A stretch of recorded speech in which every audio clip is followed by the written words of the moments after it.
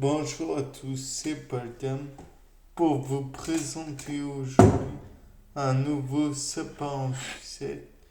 Et donc, durant ce sapin en sucette, ou plutôt préalablement, je me suis demandé, puisque je sais que les noix sont très riches, les amandes contiennent aussi beaucoup de nutriments intéressants.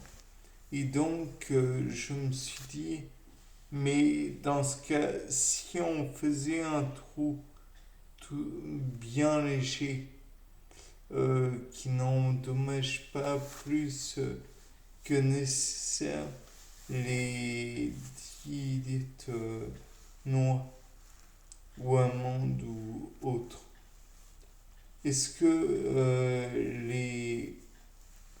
est-ce que on pourrait planter quelque chose dedans et le faire germer et même mieux en retirer un élément qui pourrait avoir capté des molécules qui sont dans la noix ou l'amande ou tout autre réceptacle. Donc je me suis aussi demandé comment je pourrais faire. Donc dans ce genre de circonstances, je prendrai la noix et je ferai un petit trou pile à l'endroit où il y a jonction entre la noix et la tige normalement. Puis ensuite, j'y insérerai une graine de blé en l'occurrence. Puis pour faciliter la germination, je mettrai un petit coquetier avec un fond d'eau et ou alors je mettrai la noix directement sous l'eau. Oui, mais ça n'empêcherait pas que je mette le coquetier avec un petit fond d'eau et cela permettrait à la graine, au grain de blé de pousser lentement. Bien sûr, dans le cas de l'amande, ça pourrait être la même chose. Il y aurait toujours ce point de, j'ai envie de dire faiblesse, mais c'est pas une faiblesse, c'est juste qu'il a été, enfin bref. La question que l'on est en droit de se poser d'ailleurs, c'est pourquoi ce point de jonction est-il si faible? C'est tout de même l'endroit où il y a eu le plus gros transit de nutriments. Et de plus, on est en droit d'envisager que cet endroit doit être particulièrement solide.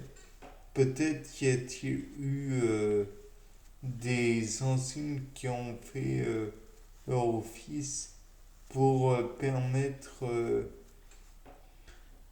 à la graine, au fruit, de pouvoir se détacher. Enfin, ça c'était un petit aparté. Revenons à notre idée principale qui est si je plante ce grain de blé dans la noix, il va germer naturellement puisqu'il aura eu accès à de l'eau. De plus, on peut optimiser cette idée du grain de blé qui va germer en enfermant la noix ainsi que l'amande, puisqu'on va faire l'expérience sur les deux, dans le noir, et ainsi leur permettre de germer. Donc peut-être que ça ne va rien faire. Peut-être va-t-il y avoir deux germinations, puisque la noix et le grain de blé sont hydratés. Donc à la base, une noix est censée donner vie à un noyer, aussi petit soit-il, une amande à un amandier, aussi petit soit-il de même.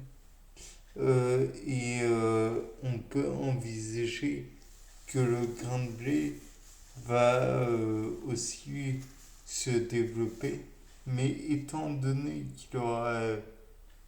il aura enraciné dans la noix et ou dans l'amande, peut-être que il va engendrer un germe pardon, qui lui-même aura des gènes de l'amandier ou du noyer. Et donc, pourrait-il peut-être être un OGM, un organisme génétiquement modifié. Ou alors, peut-être que la graine de blé ne pourra pas faire face aux phytoalexines de la noix ou de l'amande. Ou alors, l'une va produire un type de molécule qui, qui sera délétère pardon, pour le développement du blé et peut-être l'autre aussi d'ailleurs. Ou alors ni l'un ni l'autre.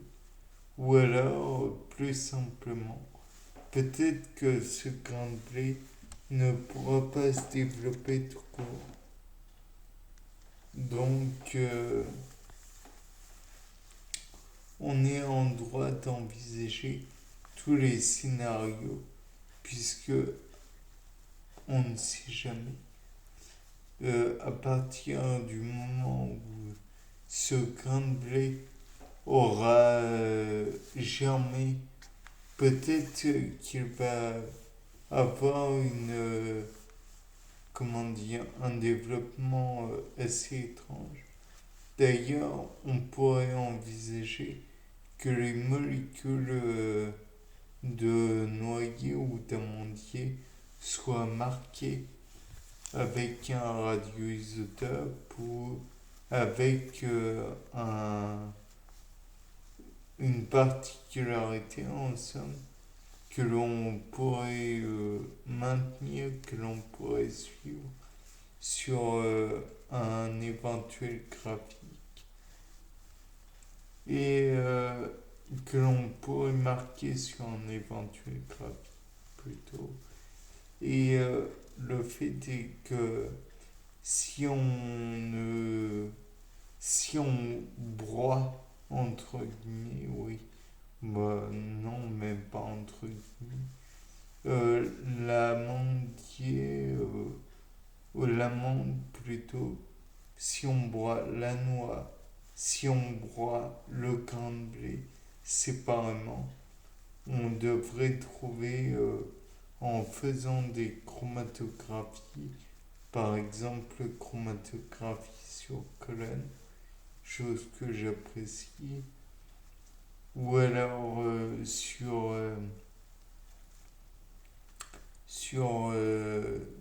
comment filtration sur gel, peut-être qu'on pourrait arriver à retrouver des molécules qui étaient présentes.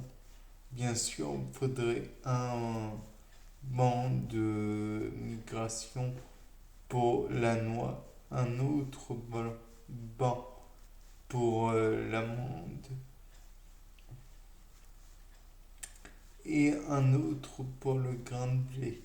Naturellement, ça risque d'être difficile à comparer si on fait tout en même temps. Donc, le fait est que l'expérience risque d'être compliquée. De plus, il faudra sûrement révéler les divers, solutions. Dans ce cas, euh, l'une des possibilités que l'on peut émettre, c'est d'utiliser naturellement des anticorps radiomarqués ou marqués avec un agent fluorescent, la fluorescéine par exemple, ou même employer un élément plus naturel comme la quinine, puisque je vous rappelle que la quinine est fluorescente. Bien, c'était Paul Dame, au revoir.